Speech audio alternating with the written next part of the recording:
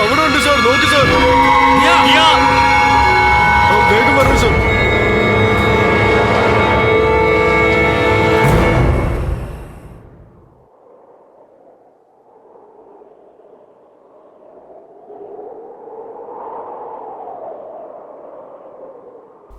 രവി.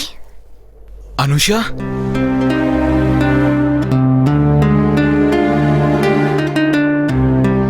അനുഷ,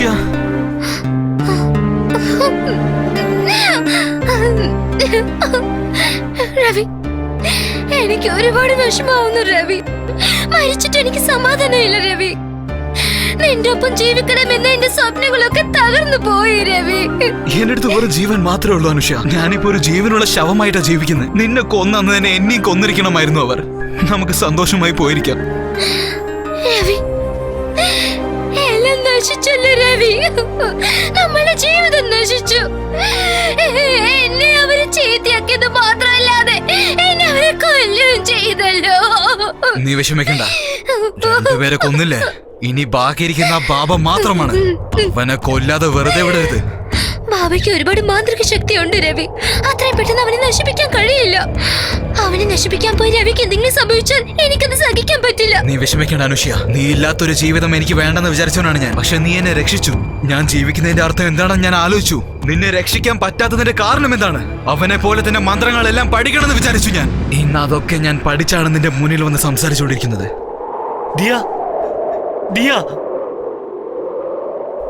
ആകാശ്, ഇദ്ദേഹമാണോ രവി?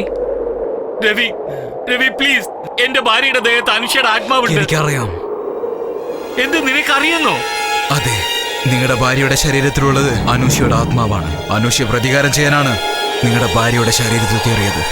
അങ്ങനെയാണെങ്കിൽ ഇതിനെക്കുറിച്ച് എല്ലാ വിവരവും നിങ്ങൾക്ക് അറിയാൻ തോന്നുന്നു. അനുഷ ദിയയുടെ ശരീരത്തിൽ കിടക്കാൻ കാരണം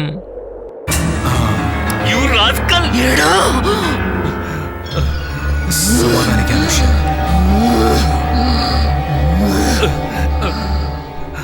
ദയവായി എന്നെ തെറ്റിദ്ധരിക്കില്ല ഡോക്ടർ. എനിക്കിതല്ലാതെ വേറൊരു മാർഗവുമില്ല. ശാന്തി ലഭിക്കാത്ത അനുഷയുടെ ആത്മാവ് ശാന്തി അടയണമെങ്കിൽ ആ ബാബ നശിച്ചേ പറ്റൂ. ഈ നാട്ടിൽ വേറൊരാളുടെ ശരീരത്തിന് വിളക്കേറ്റാൻ ഞാൻ ആഗ്രഹിക്കുന്നില്ല. കാരണം അമിതമായ ഭക്തി കാരണം ബാബ എല്ലാവരെയും അടക്കി വെച്ചിരിക്കുകയാണ്. ആ ബാബ കാരണം ഇവൾ ഒരുപാട് ദുഃഖിച്ചിട്ടുണ്ട്. അതിന് പ്രതികാരം ചെയ്യാൻ ആ ബാബയെ അനുഷയുടെ ആത്മാവ് പ്രതികാരം ചെയ്യാതെ വിടില്ല. നിന്റെ നന്മയ്ക്ക് വേണ്ടി എന്റെ ഭാര്യയെ നീ ഇങ്ങനെയൊക്കെ ഉപയോഗിക്കാവോ? ഇതൊക്കെ തെറ്റാണെന്ന് സമ്മതിക്കാം ഡോക്ടർ. പക്ഷേ അനുഷയ്ക്ക് വേണ്ടി ഞാൻ എന്ത് വേണമെങ്കിലും ചെയ്യാൻ തയ്യാറായിരിക്കുന്നു. അതുകൊണ്ട് മാത്രമാണ് ഞാൻ ഈ ജീവനം തിരഞ്ഞെടുത്തിരിക്കുന്നത്. പക്ഷെ നിങ്ങളെ രണ്ടുപേരെയും പിരിക്കുന്നത് വളരെ തെറ്റാണെന്ന് എനിക്ക് ഇപ്പം മനസ്സിലായി. അനുഷ്യ, ദിയെ വിട്ട് നീ പുറത്തു വന്നേക്ക്.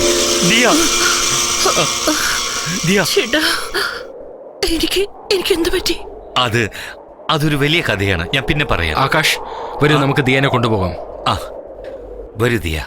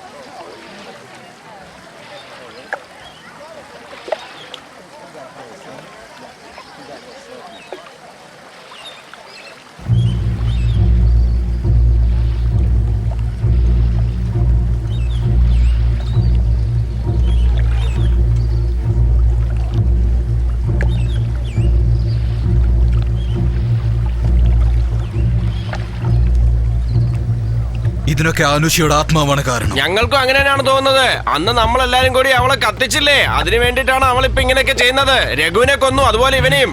ഇനിയിപ്പോ ആരൊക്കെയാണോ കൊല്ലാൻ പോകുന്നതെന്ന് കണ്ടറിയാം. ഇനി എത്ര പേരെ ശരീരം പ്രേതം എടുക്കോ എന്തോ. ഡോക്ടറിന്റെ ഭാര്യയുടെ ശരീരത്തെ അനുഷയുടെ ആത്മാവ് കയറി നമ്മളെല്ലാവരെയും പ്രതികാരം ചെയ്തുകൊണ്ടിരിക്കുകയാണ് അവർ. നിങ്ങൾ പറയുന്നത് വളരെ ശരിയാണ്. ആ ഡോക്ടറിന്റെ ഭാര്യയുടെ ശരീരത്തെ ആത്മാവ് ഉള്ളത് വരയ്ക്കും ഇതുപോലത്തുള്ള മരണങ്ങൾ സംഭവിച്ചുകൊണ്ടേയിരിക്കും. എന്നാ പിന്നെ അതൊക്കെ തടയാൻ എന്താ ചെയ്യേണ്ടത്? ആടുന്ന കാലുകൾ വെട്ടിയ ആർക്കെങ്കിലും കളിക്കാൻ പറ്റുമോ? അതേപോലെ തന്നെയാ ഏത് ശരീരത്തെ കിടന്ന് ആടുന്നുവോ ഇത് അതിന്റെ കഴുത്തിലിടണം. അത് എത്ര ദുഷ്ടാത്മാവാണെങ്കിലും ദേവിയുടെ ശക്തി അത് തടയും. അതുപോലെ പൂജിച്ച് തയ്യാറാക്കിയ ശക്തിയുള്ള ഏലസാണിത്. എന്ന് വെച്ചാ ആ ഡോക്ടറുടെ ഭാര്യയുടെ മുകളിലല്ലേ ഇത് കെട്ടേണ്ടത്? അങ്ങനെയാണെങ്കിൽ നിങ്ങൾ പറഞ്ഞതുപോലെ അവരുടെ കഴുത്തിൽ തന്നെ കെട്ടണമല്ലേ?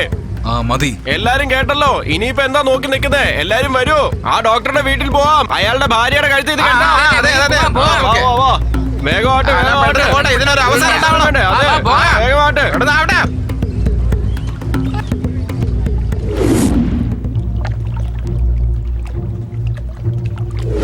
ശരി ആകാശ്, ദൈവത്തിന് അനുഗ്രഹം കൊണ്ട് എല്ലാം ഭംഗിയായി കലാശിച്ചു. ദിയ നല്ലതുപോലെ ഗുണമായതുകൊണ്ട് നിങ്ങളുടെ പ്രശ്നങ്ങളെല്ലാം സോൾവ് ആയി കഴിഞ്ഞു. ഞാൻ ഇന്ന് ഇറങ്ങട്ടെ.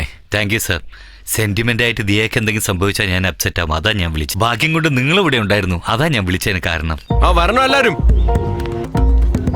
ആരാ നിങ്ങളൊക്കെ? നിങ്ങൾക്ക് ഞങ്ങളെ മാത്രമല്ല, നിങ്ങളുടെ വീട്ടിൽ എന്താ സംഭവിക്കുന്നതെന്ന് അറിയില്ല. നിങ്ങൾ എന്താ സംസാരിക്കുന്നത്?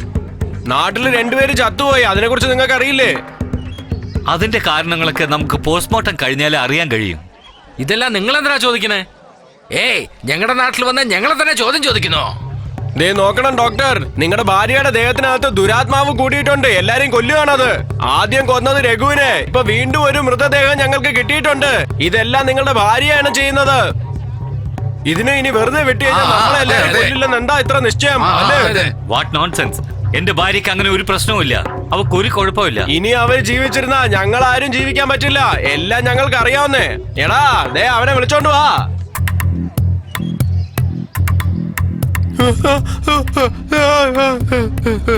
പറയടാ, സത്യം പറ. ഇവരെന്നെ അടിച്ചു സാർ. ഇവരെന്നെ തല്ലിയത് കൊണ്ട് എനിക്ക് എല്ലാ സത്യവും പറയേണ്ടി വന്നു സാർ. ഇനി ഞാൻ പറയാതിരുന്നെങ്കിൽ ഇവരെന്നെ കൊന്നേനെ സാർ. ഇനി ഞങ്ങളുടെ നാട്ടിലെ ആരെയും ഞങ്ങൾ നഷ്ടപ്പെടാൻ തയ്യാറല്ല. അതിനുവേണ്ടി നിങ്ങളുടെ ഭാര്യയുടെ കഴുത്തിൽ ഈ ആയത്ത് കെട്ടണം. മിസ്റ്റർ, ഒരു സ്ത്രീയോട് എങ്ങനെ പെരുമാറണം എന്നറിയില്ലേ? ഞാൻ പോലീസിനെ വിളിക്കും. ഇങ്ങനെയൊന്നും പറഞ്ഞിട്ട് കാര്യമില്ല. പോലീസിനെ നിങ്ങൾ വിളിച്ചാലും ശരി, നാട്ടിലുള്ള 2 കൊലപാതകം ഇവരാണ് ചെയ്തതെന്ന് പറയും. പിന്നെ കോർട്ടും കേസുമായി അലഞ്ഞു നടക്കാൻ നിങ്ങൾക്ക്. എന്താ നോക്കി നിൽക്കുന്നത്? പിടിയടാ അവനെ. വേണ്ട, മാറി നിൽക്കാൻ ഞങ്ങൾ കേട്ടട്ടെ. മാറി നിൽക്ക്. വേണ്ടെന്ന് പറയാം. വേണ്ട, അവളെ വിടൂ. അവളെ വിടാൻ വേണ്ട. ദിയ,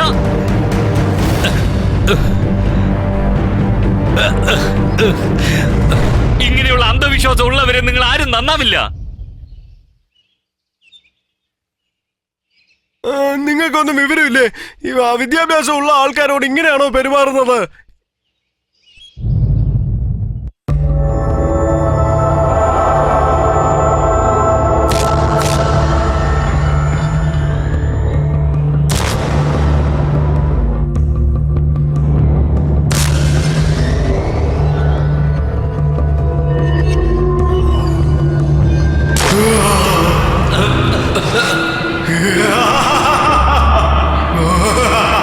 നിങ്ങൾ എന്ത് വിചാരിച്ചു?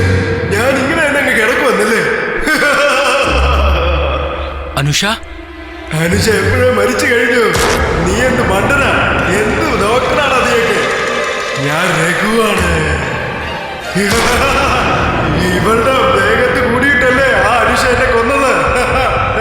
ഇനി അതിനെയൊന്നും ഞാൻ വെറുതെ വിടാൻ പോകുന്നില്ല. ഒരുത്തനെ ഞാൻ വിടില്ല. ആണിനെ പോലെ പെണ്ണിനെ പോലെ എല്ലാം ചേർന്ന് വന്ന ആത്മാവാണ് ഞാൻ. മനുഷ്യരാണോ അതോ മൃഗമാണോ? ഇനി എന്താണെന്ന് നിങ്ങൾ തന്നെ തീരുമാനിക്കേ. രക്ഷിക്കൂ സാർ.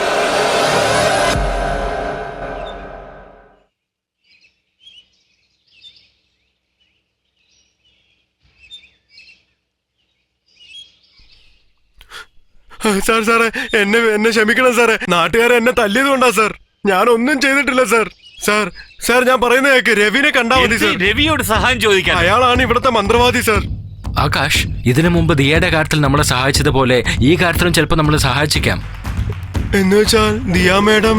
അതെ, വീണ്ടും ആത്മാവ് ശരീരത്തിൽ കയറിയിട്ടുണ്ട്. ശരി, ഇപ്പൊ ആ രവി എവിടെ ഉണ്ടാവും അറിയോ? അറിയാം സാർ, എനിക്കറിയാം സാർ. എത്രയും പെട്ടെന്ന് നമുക്ക് അവിടെ പോകണം. ഇല്ല സാർ, ഞാൻ വരില്ല സാർ. ആ കാട്ടിൽ പോകുമ്പോഴത്തേക്ക് അവിടെ ഒരു വലിയ പാറയുണ്ടാവും. അവിടെയാണ് അദ്ദേഹം ഉള്ളത്. നിങ്ങൾ പോയിട്ട് വന്നാ മതി. എന്നെ വിട്ടേക്ക് സാർ.